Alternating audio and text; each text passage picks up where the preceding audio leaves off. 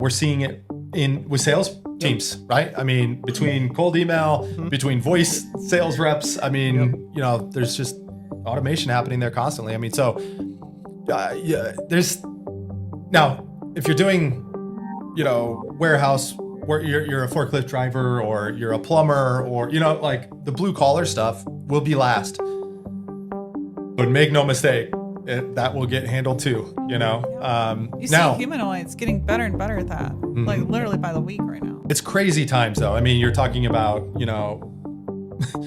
data getting put on humanoid cells and, like just crazy stuff happening right now that lasts for 100 days, right? But it's exciting to think where that's all going. But, at the same time, as much as you have to be aware of where it's going, again, you said it earlier, the here and now, there's still things that have to happen before those things happen. Welcome to Humanity Unchained, a show about the future of life, reshaped by artificial intelligence. From practical insights on upskilling to existential talks about immortality, no topic is off limits. Welcome to the future with your hosts, Julia McCoy and Jeff Joyce. Welcome back to another episode of Humanity Unchained. I'm your host, Julia McCoy, and I'm here with Jeff Joyce. We have a really special episode for you today that I'm excited to share, where we're going into the story behind Humanity Unchained and kind of how this whole podcast came to life. And we've got some special guests on that we're going to introduce in a little bit. But first, let's talk about the story and share this for the first time, where this name came from, why Humanity Unchained. So we started this podcast this March. I want to say last March because it feels like this March is like 10 years ago. It does. But it's really just a few months ago. So this March, we were hosting a conference in Austin, Texas, Content Hacker Live. And we decided to launch a podcast at the end of the conference. Like, what a great way to wrap. We have all these amazing guests. We had Matt Wolf there. We had tons of great speakers. So we just gathered all these people on stage and we launched a podcast. And that was Humanity Unchained. But there's more to it than that. So I think where we should start is Jeff and I, a little bit of our journey into this amazing company we get to work at with amazing people. And then from there, tell you about the actual name that's embedded in the name Humanity Unchained, because there's a name in that name. So let's start with our journey. So Jeff, you were one of the first, 10 people at Continent Scale, which today is officially BrandWell. I was actually the first one. Yeah, the very first. You were the first employee? Yeah, the very first employee. Wow. And I didn't know that. at the time I was running a video agency, and I was going into AI tools. And even before that, I wanted to work with Justin McGill. I wanted to have him mentor me. But that's another rabbit hole to go into. But I ended up reviewing a bunch of AI tools, and I saw content at scale. And I started to piece things together about what's going to end up replacing people. And I eventually came upon the thought that video would also get replaced. And now we're seeing that with like things like Sora. How we are. And so Justin reached out to me and was like, do you want to join this? And I was like, yep, let's go. And I haven't looked back. It's been a journey. Amazing. So how did you know Justin before BrandWell? Yeah, I've known him since I was a child. Him and my brother were good friends. And so it was... Did you know back then he would start a famous AI company? No, not at all. But I knew that Justin was brilliant. That's why I wanted him to mentor me. That's cool. I've seen what he does, and I was like, I got to be a part of this. That's cool. So you were the first employee, and that was before ChatGPT came out. Right. Which was way ahead of the curve. Like, oh my gosh. And then along with that, our AI detector, which was also the first. So Justin kind of invented something brand new to the internet, undetectable content. And that's what I found when I came across it. So I sold a writing agency in 2021. And then for all of 2022, I just kind of sat on the landscape. What's going to happen here? And I was not impressed with any AI tool. I had people messaging me, do you think GPT is going to change writing forever? And I was like, no, it's garbage. And so when ChatGPT came out and it was like the next iteration of GPT in chatbot form, I was impressed. Like, okay, you can actually talk with AI as if it's a human, but the output still was terrible. It wasn't fact-based. It read like bogus content. No one's going to buy this. And I come from a world where, one post that I write you gets you to the top of Google. I sell that for almost $1,000. Coming from that and looking at ChatGPT output was such a letdown. So that fall, I was like, I still can't get behind AI. And in fact, I was on stage at Digital Marketer saying that exact thing. Like, don't use AI, hire a human. And so all that changed in January of 2023 when I was watching another YouTube video by Adam Onfroy on AI writing tools. And what I saw, I think it was like 10 minutes, it was like 2 minutes into this video. It was the first tool he featured. And when I was looking at the dashboard, I saw all the steps that I did as a human writer completely automated. And I was like, okay, this is it. This could be it. I said this could be it. I wasn't sure yet. So I handed it to my team at Content Hacker. And I was like, let's battle test this thing. Let's produce content the way we typically produce content for clients and our sites. So we did. And it was a Friday morning when I gave it to my team. I waited all day. I was like waiting by my phone. I was like, is this really the thing that's going to replace me? Like, I was like on pins and needles. And sure enough, like, I don't know why my team waited all the way till 5 p.m. But 5 p.m., I get an email and I get an email and a Slack. She was so excited. My writer's like, yeah, this is the tool. It's automated everything that we typically do. And so I was like, okay, well, I guess I better adapt because I don't want to be on the losing side of this. If something out there is automating everything I've done expertly for 10 years, like that's kind of mind blowing. A process you've refined and sold for tens of thousands of dollars, automation is now doing it. Somebody did it. So when that moment hit, I think I emailed Justin the next day, Saturday, after watching like all the content I could find. One was like this weird video about grandma. Oh yeah. Yeah. A poem. I was so thrown off. That poem was amazing. Video. I was like, what does this have to do with content? I was so confused. And then I was like, this is a genius marketing move because I watched the whole thing. Mm-hmm. I'm still confused by it, but it was genius. So I emailed Justin. I thought he was you at first. And the headshots didn't match, so I did some more digging. And you were not the CEO. Yeah. So I emailed Justin. I'm like, I think you've done it. I think you've automated all my processes that I normally would do as a human writer. But what are you going to do about facts when they're not accurate? What's your answer? And I'll tell you, no founder had given me a good answer there. I had asked Jasper's founder. I'd gone to all of them, and they were just like, yeah, it's not a concern, or, oh, we've solved it, which both that is not a good answer. So Justin had a really good answer. Like, we know that's a problem. We know it's not always going to get it right. There's going to be some errors, but we're actually sourcing the facts and linking to them. And that's coming up in an update with real-time SERP analysis. And so I was like, okay, that's the most expert answer I've heard. So then I was like, all right, I would like to join. The story's getting long, so I'll wrap it up. So I did. I pitched myself, and thankfully, Justin was like, you're a stranger, but I'll hire you. And then I went from being an entrepreneur to an employee Saturday. That was a great day. Mm-hmm.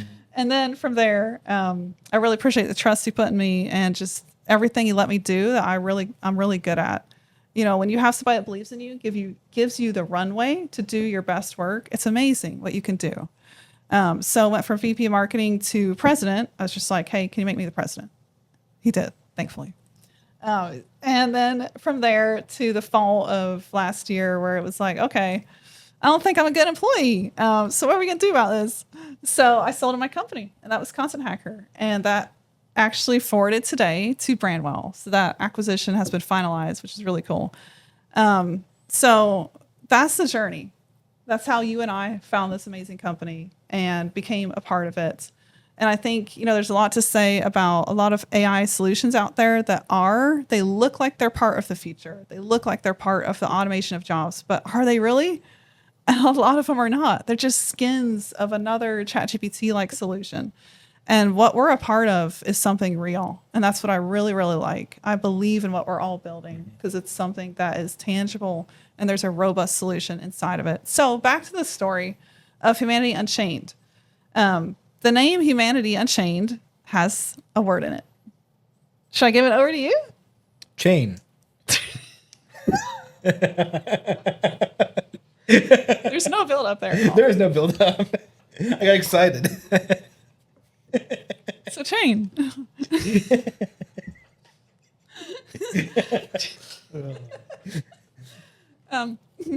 So Chain is an R&D led organization that we all get to work at here in Scottsdale, Arizona. Jeff and I are in the office every day, filming content, working together, it's amazing. We went from working remotely and kind of like hobbling together Slack calls and messages and DMs to working real time. And the difference has been extraordinary. Amazing. So Chain was started a few months before we announced Humanity Unchained, January of 2024. And we've been sitting on this that long. We haven't talked about this at all. So I think now is a good time to seg into the guests we have here. Yep. Talk more about the backstory and the feature. So, Jeff, how should we hand it off? We're joined here today with Justin McGill, founder of BrandWell and Chain.ai, and Ben Harper, our CRO for BrandWell and Chain.ai.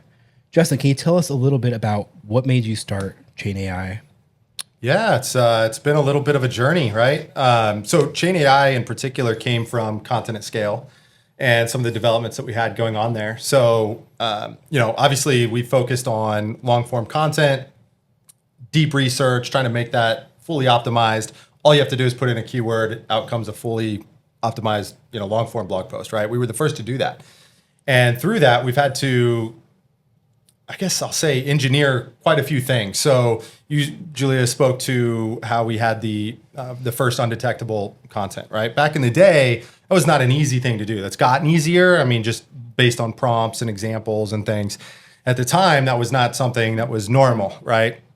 And so there's been, a lot of tinkering and things that we've done to, I guess, get the content to the level that it's at. And through that, we've had some interesting developments along the way. And so some of those you see now in Content at Scale, originally now as BrandWell. So I guess that's part 2 of the announcement, right, is BrandWell. And so we just feel like ultimately there's a lot of technology there that we're working with and iterating on a daily basis that we can do a lot more with, basically. And so well beyond just content, hence the BrandWell rebrand, that's part of it. But also what we feel like ultimately can lead to additional products. And so we wanted to kind of house this under not just like Content at Scale, but as our like flagship product, right? That's become BrandWell, but future additional products that, we didn't necessarily want to release under Content at Scale. And so we kind of went to the drawing board with name ideas, and we went back and forth on that for a little while. And Chain.ai was one that stuck out to us for a number of reasons. We have a lot of prompt chains inside of, at the time, Content at Scale, and there's chain of thought frameworks being used. And I mean, it's just, chain was a word that just kept coming up over and over and over again. And so we kind of put that to a mini vote with Julia and Ben, with the 3 of us, I guess, at the time, to try and settle on a name. And we had a couple of different ones, but chain was the one that stood out to us. And so, we spent the 5 figures on that domain, which was a tough pill to swallow, but, we just felt like that was something that was going to represent what we did for the long term. And through that actually is how Humanity Unchained, the podcast name, actually originated. And so it's kind of cool that you guys haven't yet discussed that. We've been kind of keeping Chain.ai under wraps for quite a while, just because there's a lot there that we're working on that we didn't necessarily want to talk about yet until BrandWell's rebrand, right? Now Content at Scale is BrandWell, and so we're kind of announcing this in tandem. But there's going to be additional products coming down the line as well that are built off of some of this technology. So Chain basically is an R&D organization. Personally, it suits me really well because I like to kind of tinker and play with a lot of things and a lot of different ideas. And we get to explore that through Chain, right? Knowing that we're this R&D organization and we're going to just keep doing and tinkering, which I think in especially in the bootstrap startup world, it's like not a path that many would suggest you go down, right? Just stay focused on the one thing and do that one thing really well, which I do agree with. But at the same time, I know that I like to play around and do things outside of the box a little bit. And so this allows us to do a lot of that testing and experimenting, which I'm excited for. I know we've got, a couple of things coming down the pike here that I'm really excited for. But with BrandWell in particular, this was obviously it's a when you look at Content at Scale, I mean, what a horrible name, right? Like from a branding perspective.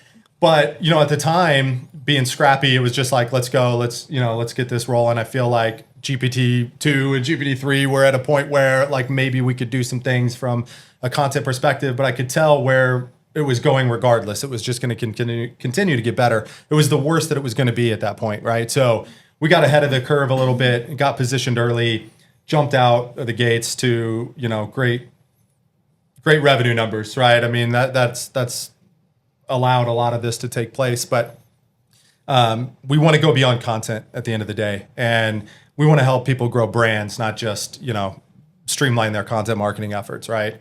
Why? Because we need it too. Mm-hmm. That's the cool thing. We get to build this for ourselves.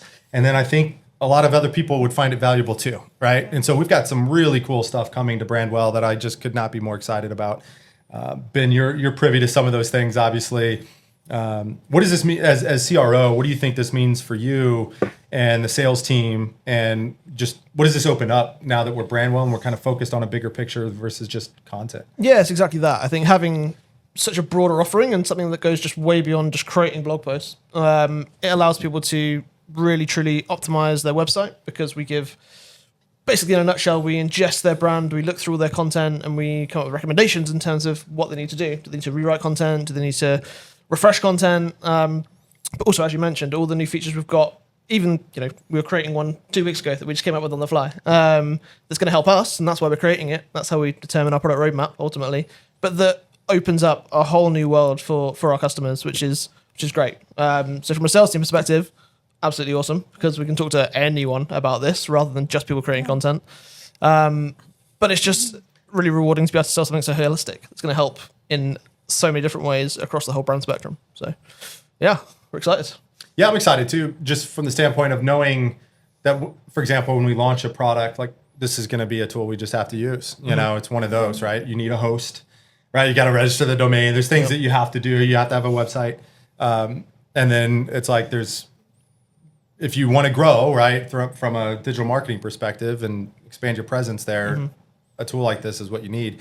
We've got some things coming that just put this, not only coming, I mean, already, right? I mean, so some of the technology I was speaking to and alluding to when I was talking about the developments being made is the way we do retrieval of information. So, when we do like research for a blog post, for example, that we start writing, there's a lot of research that goes into that, right? We're looking at all the top ranking content. We're looking at news. We're looking at social media content. We're gathering all of that. Well, like you can't just go feed that to an LLM. Now there's LLMs that are getting, longer context and everything else, but the amount of research we do would not fit into, that context window. And so we use a retrieval process that factors in like knowledge graphing and some additional like NLP layers, which is really cool. So now we get to like bring that into BrandWell, right? So when you sign up, instead of you just going and creating a project with your domain in it, and then it's like, okay, now give some examples and start creating content, we're actually crawling your entire website. We're auditing that in real time. We're going to look at all of your content and try to identify poor performing articles and just give you a roadmap there, right? Either let you refresh that and bring it up to date, or just rewrite it entirely if it's scoring poorly. Which we can do because we understand your entire website. There's not any solution that's doing that type of a thing, right? We can use that to develop your unique voice without you needing to go and create and provide those samples, for example. So a lot of cool things just with that. We're opening up, it's just unlimited audits, unlimited topic reports, all of that keyword research is unlimited now. And basically, again, we want you to expand your brand, right? So that is the genesis of the BrandWell product. And the reason we've waited on that is, so that's half of it, okay? The other half is our link co-op. And so we link graph everything. So we understand all the internal links that need to get built for your website, but also when other content is created through our system, we know when you have relevant content for it. And as long as they're not competing, those are links that you earn on autopilot. Right. And that's just, there's nothing else like that out there. Right. So we're experts in SEO, link building, all of this. Right. So it helps us to know what kind of product that we would want that's not out there that we want to keep adding to. We've got some more features coming right behind this that, again, just are not out there. You've not seen this collection of tools in one suite. And so we're very excited about where BrandWell is going to go. But anyways, that's the long story there of how we got here with BrandWell. So that's the here and now, which is great. I know, like, a lot of you tuning into this podcast, you want us to talk about, we see this in the comments, machine sentience, AGI, the future of post-labor economics. So, I had some questions prepared for Justin on this. Okay. Some surprise He's questions. like, okay. So, it's interesting to think both about, the steps we have to take right now, which is like so much technical details happen here on a daily basis. We see it, we hear it from Justin, the dev team. We're in the middle of it. But something we have to think about too is the future. And one thing that I like that we're always thinking about is what's going to replace us and how can we build it first. And so that's like, I think, another benefit of being Chain, an R&D led organization versus just, okay, this is a product we're going to pigeonhole ourselves into, do really well. That's kind of the past because of how much AI is changing everything. So something that works today, AI could completely disrupt tomorrow. So I think leading with that as a focus is a great way to run this company. But it's not what you're going to read in most entrepreneurial books. These are new times. So thinking about the future, a question that I explore a lot on my YouTube channel and I get a lot, I see a lot, is how soon will AGI be here? And we have jokes in the office. Jeff and I are always like, is this AGI? We'll text each other, AGI question mark. And I'll be like, AGI question mark back. Is it? So it's a joke. It's a joke. We're not saying it's here. But there's so many things that are happening that I think you have to separate the hype from what's real. Right. And that's something that we do constantly, both in our work and our content creation. So I'd love to hear your thoughts on, first of all, like, what is AGI to you? What do you think artificial general intelligence is? And then how far or close are we to it? Well, I think the general understanding of it and the general belief, I'll say, of it is that it's autonomous, right? That it's able to go and just do things for you without you needing to necessarily just prompt it, or, if it's a robot, right, that's coming, you're seeing these for sale now, right? If you're telling it what to do, that's not AGI, right? If it's able to just go and do the things, then yeah, I think it is, right? Now, I think along the way, we're going to have simulated AGI. I think that's going to be the next step. And I think that happens through agents and a more agentic type LLM experience. But, I wouldn't say like AGI is around the corner. And I know we've talked about this internally, but I'm a firm believer that quantum has to happen first. There's just not enough compute to be able to pull off true, just an army of AGI humanoids, right? Mm-hmm. Like, it's just not going to happen with our current level of infrastructure. I mean, once quantum happens, let's talk, right? And if there's debates on when that happens, we're seeing progress on the regular with that, but that's not to say that it's stable and going to be rolled out in next quarter, right? I don't see that. It's crazy times though. I mean, you're talking about, data getting put on humanoid cells and, like just crazy stuff happening right now that lasts for 100 days, right? But it's exciting to think where that's all going. But, at the same time, as much as you have to be aware of where it's going, again, you said it earlier, the here and now, there's still things that have to happen before those things happen.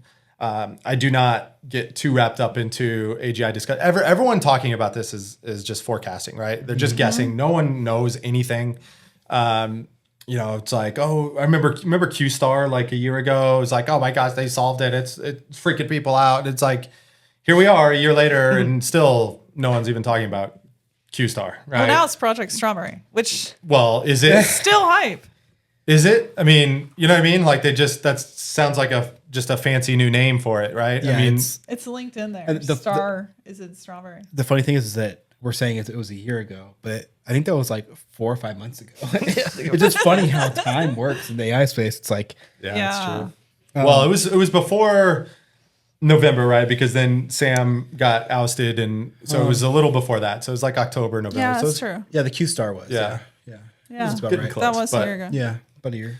It's just, I mean, listen, it's impressive how far and how quickly it's come.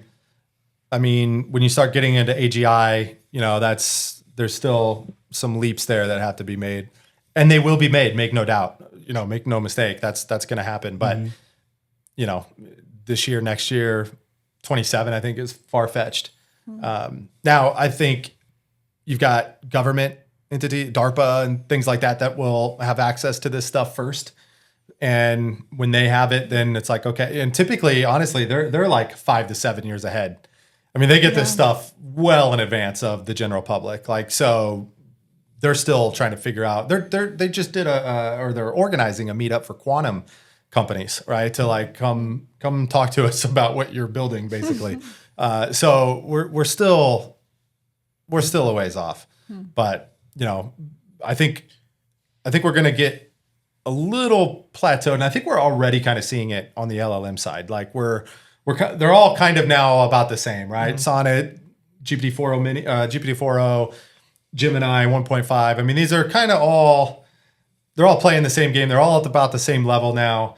Sure, this one did this little test, 2% higher or whatever, right? But that's what we're talking about now. It's not like these like, oh my gosh, look at this crazy stuff that just got released. I think we're going to start to kind of plateau a little bit until, something significant happens on the infrastructure side. Yeah. I know GPT-5's talked up all the time.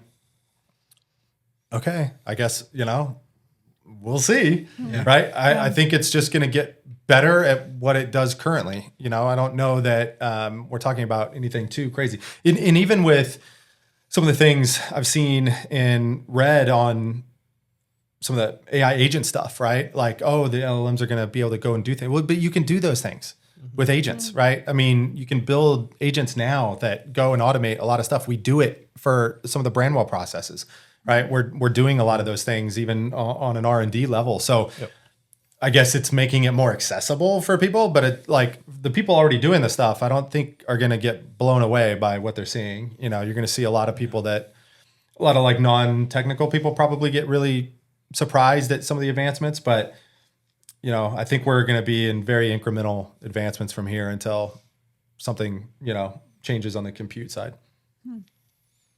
Yeah, it's gonna be interesting to see like what the next 2 years holds for compute, because I think that we are seeing like the biologic computers come online. Well, you look at NVIDIA's roadmap, right? I mean, they're obviously the chip leader. Like they have a roadmap for their chips through 27. Like it's just the same but better, faster, right? A little bit, not 100x faster, not 100x bigger. You know what I mean? Like so, true. And that's their 2-year roadmap. And that's publicly disclosed, right? They're publicly traded. So, you know what I mean? Like it's just going to be incremental, in my opinion. I just don't see something like transformational, like AGI happening in the next, year or 2 years. Yeah. That's why I'm saying close on my YouTube channel. It's close. It's nearer. It's nearer. Yeah. It's as Ray Kurzweil said in his sequel. Yeah. It's a lot more nearer than it was in 22, 21 for sure. But we've seen that technical leap now. We're just kind of riding that out. I feel like, there's advancements which are going to be great. I think voice is going to get better. It's going to get faster. There's not going to be the lag. The LLMs are going to respond with more reasoning. There's going to be bigger context windows, but it's just more, faster stuff, right? It's not like what in the hell just happened, right? Like I don't see that, coming right now. So what are your thoughts on the future of work? How do you see that playing out? Wow. I mean, that's pretty loaded. Like in what time frame, right? I mean, ultimately, I see. Let's talk about the next 5-10 years. That's a pretty wide gap, but I mean, now you're talking a window where I think quantum could be out there, right? I think we'll see the start of quantum, right? I don't think they'll necessarily see wide adoption of quantum. That's going to take some time. Energy constraints is going to be one of the biggest ones. Yeah, that gets interesting on the energy consumption side, and of course, you've got all the big players already building out warehouse and infrastructure for that, right? So Stargate, $100 billion. Yep. Yeah, it's just incredible how far ahead these big tech companies are. But as far as the work itself, I mean, listen, I think there's a lot of jobs that are at risk, right? I mean, there's no doubt about it. I mean, you can fight it, right? Or you can understand it and figure out how you can better yourself for it, improve, learn, right? Improve the skills that you need to become indispensable. I mean, that's what it boils down to. There's a lot of, we see it first with content writers, right? I mean, we've all been in that space, all of us sitting here, right? And we all know. I mean, when was the last time we've had? Ironically, we did our blog post today was human written because that was our launch of BrandWell, and we put a lot of time into explaining how we got there and everything else. But outside of that, I mean, all of our content is through machines, right? I mean, we have an editor that is human that will go and maybe add some product screenshots or whatever. But, that's not for the volume of content that we do. That used to be, 10 editors you needed, right? So that's very real. It's happening already. I think there's other roles, paralegal, that's a role that I think lawyers are going to cut out. I mean, you can just have AI do the legwork, make your cases for, your arguments for you. Obviously, there's been some problems when they just blindly trust ChatGPT for those arguments, but there's a lot of examples already. We're seeing it with sales teams, right? I mean, between cold email, between voice sales reps. I mean, there's just automation happening there constantly. I mean, so there's now if you're doing warehouse where you're a forklift driver or you're a plumber or like the blue collar stuff will be last. But make no mistake, that will get handled too, You see humanoids getting better and better at that, like literally by the week right now. All right. Now, what does that mean, right? I mean, you've got a lot of people out of jobs. I think there's going to be a really hard transition that happens in that time frame. But I think ultimately, the economy will adapt. There's going to be, whether it's UBI or something similar to that, people don't have to work, right? They can if they want to, right? They can go be an artist. They can whatever they want to do, right? I think that's a path for a lot of people. Whether that's our generation, I don't know, right? Is it my kids? Is it my kids' kids? I have no idea, right? But I think eventually that's something that is inevitable, really. Yeah. Ben, what are your thoughts? On the future of work or in general? No, let's go about it from a financial standpoint. Since you're the CRO, what do you think about people making money in a post?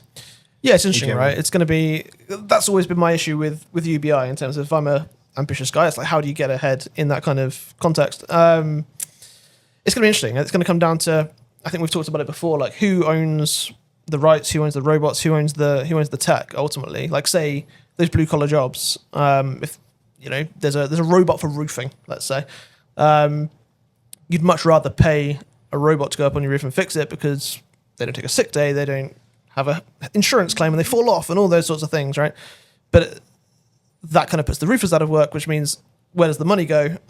It's who owns the robots, who creates that tech, and it'll probably come down to big tech companies creating that, licensing it, and people will be leasing that kind of technology to kind of make the money eventually. So it's going to be the Wild West for a while, realistically. Really hard to see how it's going to play out. But I think the same things apply as now in terms of people who have the money can get ahead, people who can invest in the right things will get ahead. And it may make it harder for kind of social mobility ultimately, because if you haven't got that money to invest, it's going to be hard to kind of own those assets. It's going to be interesting. But everyone's guessing at this point. Listen, I think I don't want to go see AI Blink 182. No. You know what I mean? Like I still want to go and I want to jump around and listen to live music. Sports. And sports. I don't want to see my Arizona Cardinals, running out robots against robots. Like I'm just not going to watch that. Maybe one time, right? Just for the novelty of it. Yeah. But that's not interesting to me, right? So I think where it gets interesting is on like those experiences. The human experiences, I think, become prioritized in that type of a world. Yeah, creativity, athletics, all those sort of things, like that none of us can do. Like human performance, the stuff we can't do. Yeah, exactly. Yeah, I think Julia's just waiting for the robot that's going to come do laundry. I mean, I already found it at $16,000, so I might be buying this one. I saw that one. Yeah. I don't want the first version. No. That's why I'm Right. not jumping. No. Yeah. Yeah, it needs to be I want tried and true. You let me know how it goes. I did. Yeah. I did have this awesome idea for an invention, which was a safety mat. It's basically a giant magnet you put on your floor. It's in front of your bedroom door. So that way, when a robot walks past when it's not supposed to, it just sucks it to the ground. Did you didn't Powers mention down. you didn't mention what you said before your invention. I have a lot of Julia, ideas. if you have this robot in the house, what's to stop it from murdering you in your sleep? Yeah. True. But that's where our minds all instantly go is the problem. Why is that? Right? We all think Hollywood, it. the We all think media. it. You go like, It's will been my kids be safe? portrayed to us. Yeah. But is that the truth? Have you ever had a Furby? Yes. They're creepy. Yeah. But have they murdered you? Emotionally. Listen, I think, it comes down to how it's trained. I mean, it's not going to just go and Yeah, do that, exactly. Yeah. Now, if you're sitting there like, hey, when someone's sleeping, you're coaching it how to kill somebody in their sleep. Yeah. That's interesting, right? Actually thinking that through. If like, say the husband's doing that or the wife Yeah, or whatever. Who's to blame? Right. Who's to blame? The Yeah. robot went and killed. It's like, well, yeah, Right, with you the went and robot. trained it on all these Yeah. actions, right? Like that's pretty Yeah. bizarre. That's a movie right there. Yeah, So that's interesting. write that down. Well, in the Jetsons, Rosie the robot actually kills a family member. So what? Really, what? Yeah. I've not seen that one. It's in an episode. I have to look this up. There you go. Dark. So it's all these stories are out there. But I agree with you. It's like we're actually coding this stuff. We forget that. It's not out of our control. When AGI is here, will it be? Yeah, but it doesn't mean that the robots in general, robotics, can't be hacked. Yeah. And so you it's can true. easily hack. I'm You can hack assuming anything. and then Yeah, in theory. insert your own model, whatever you want, and or even if AI robots and AI in general becomes constantly learning, there's nothing to stop somebody from injecting some type of learning mechanism into a robot that starts to go on a rampage and Yeah. doing whatever. That's true. Yeah. Continuous learning can be an issue. That's why I don't want the first generation or the one that just came from China. I True. have questions. Anyway, so how should we wrap this episode? I think with this is these a great place to amazing wrap. guests. Okay. Yeah. Do you have any final thoughts, words on BrandWell, the future, where we're going? I mean, check out BrandWell to start with. BrandWell.ai. BrandWell.ai. For the first time ever, we have a free trial. Haha. That was that took a lot of convincing Yeah, it of the did. team. I was not on board with that. But I'm thrilled. You can Yeah. actually try our software out. I mean, it's just it's a no-brainer way. Like you have no excuse now not to try BrandWell. Yep. Definitely run some optimization audits. Check out the new dashboard. Check out all the suggestions that our platform has for you now. It's incredible. Yeah. It'll actually tell you like blog post you need to go back and actually have our platform rewrite for you. It's amazing. Anyways. Yeah, it's kind of taking all the guessing out, or I should say all the strategy out of content marketing completely. Yeah. And what to do to grow your brand. Maybe we can wrap on this. Something that I hear all the time from people in our space is, well, our website's going to be here. And I think that's a good question because, search is changing so much. We have generative AI in search now giving us answers. Do we even need to click? But when you think about what a brand is, it's so much more than just a search result. And that's like the future of what Content Scale evolved into with BrandWell. Your website is kind of like your house. That's how I've always seen it. Your assets live there. Your marketing lives there. Your traffic, you own that experience. And so anything you would add on, Jeff just showed me his battery's red, so I think we've got like 3 minutes here. But yeah, real quick on that. I mean, your website is helping train AI, right? So if you don't have that, then AI is not even going to know to give your brand an answer. There you go. You know what I mean? So you won't even show up in the results at all, whether it's through Google's search results or an AI chatbot. So yeah, absolutely, you still need it. Almost more than ever, if you think about it from that angle. Yep. Anything you'd add, Ben? No, I think I'd agree. It's the heart of everything still. And we've gone from automating scaling your content to automate the whole thing. So we can make everything better from that website from now on. So try BrandWell. It's free. Exciting times. Yeah. Yes. Yes. BrandWell.ai. Yep. Well, I think that's a good way to end this episode. Thanks for tuning in. You can catch Humanity Unchained on any platform you listen to podcast. And we'll see you on the next episode. Chain. Chain. Dang! Jane.